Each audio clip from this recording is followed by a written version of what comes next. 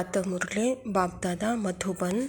मीठे बच्चे, अवगुणों को निकालने का पूरा पुरुषार्थ करो। जिस गुण की कमी है उसका पोता मेल रखो। गुणों को दान करो तो गुणवान बन जाएंगे। स्वयं परमपिता परमात्मा शिव बाबा प्रजापिता ब्रह्मा के तन में आकर के यह ईश्वरीय विश्वविद्यालय की स्थापना की है और इस ईश्वरीय विश्वविद्यालय के द्वारा दैवी गुणों वाले कैसे बन सकते हैं, अर्थात दैवी दुनिया कैसे आ सकती है, उसका पुरुषार्थ क्या है, उसका रहस्य परमात्मा पिता हम बच्चों को बता रहे हैं। बच्चे, जितना आप आत्म अभिमानी होते जाएंगे उतना जो गुणों की कमी कर्मों में है वह भरती जाएगी। तो सारे दिन में सदा स्थिति रहे आत्म अभिमानी की, और अपना पोता मेल भी रखो कौन से गुण हैं कर्मों में और कौन से गुण नहीं हैं, उस दोनों का भी पोता मेल देखकर अपने आप को चेंज करो कहता बाबा, गुणवान बनो कहता बाबा। प्रश्न है, गुणवान बनने के लिए कौन सी पहली श्रीमत मिली हुई? बाबा कहता, मीठे बच्चे, गुणवान बनना है तो किसी की भी देह को मत देखो, अपने को आत्मा समझो, एक बाप से सुनो, एक बाप को देखो, मनुष्य की मत को नहीं देखो। दूसरा पॉइंट है, देह अभिमान के वश ऐसी कोई एक्टिविटी न हो जिससे बाप का व ब्राह्मण कुल का नाम बदनाम हो। उल्टी चलन वाले गुणवान नहीं बन सकते, उन्हें कुल कलंकित कहा जाता है।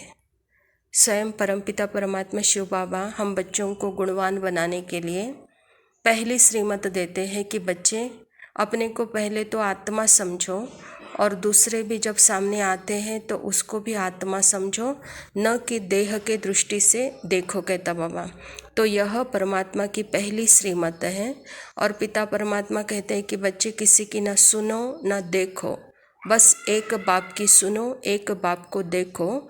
यहाँ मनुष्य मत पर आपको चलना नहीं है और सदा अपने एक्टिविटी पर ध्यान देना है कि मैं आत्माभिमानी हूँ। आत्माभिमानी होऊंगा तो ब्राह्मण कुल का नाम बाला करूँगा।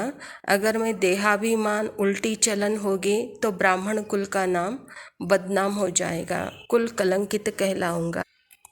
धारणा के लिए मुख्य सार है, देह अभिमान में आने से पाप जरूर होते हैं, देह अभिमानी को ठौर नहीं मिल सकती, इसीलिए देही अभिमानी बनने का पूरा पुरुषार्थ करना है। कोई भी कर्म बाप की निंदा कराने वाला न हो। परमात्मा पिता हम बच्चों को ऐसी अचल अडोल स्थिर अवस्था बता रहे हैं।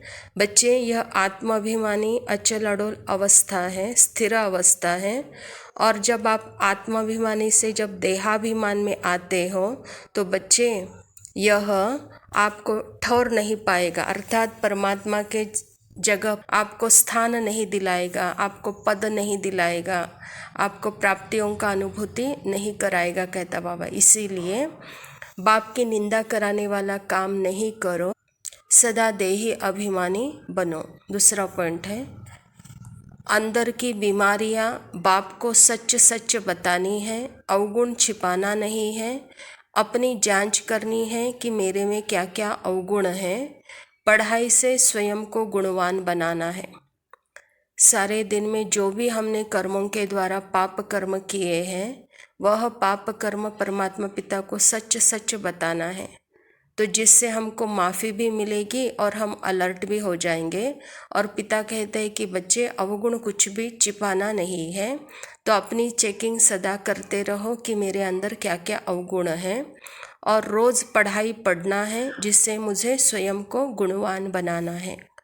वरदान है, हद की रॉयल इच्छाओं से मुक्त रह, सेवा करने वाले निस्वार्थ सेवाधारी भव। बाबा कहता, जैसे ब्रह्मा बाप ने कर्म के बंधन से मुक्त न्यारे बनने का सबूत दिया, सिवाय सेवा के स्नेह के और कोई बंधन नहीं।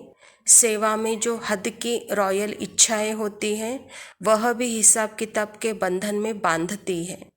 सच्चे सेवाधारी इस हिसाब किताब से भी मुक्त रहते हैं।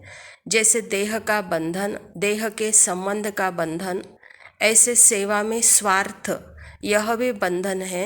इस बंधन से व रॉयल हिसाब किताब से भी मुक्त निस्वार्थ सेवाधारी बनो।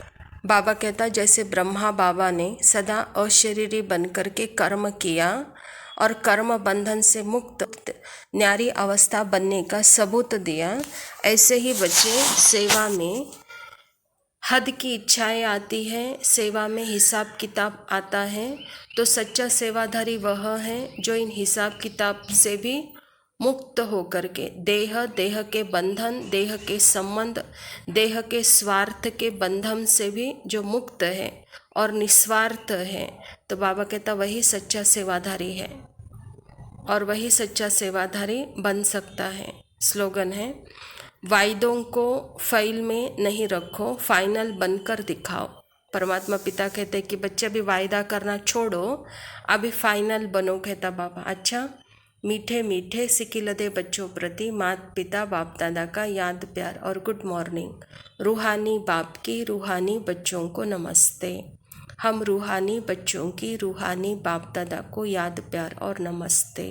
लव यू बाबा, शुक्रिया। ओम शांति।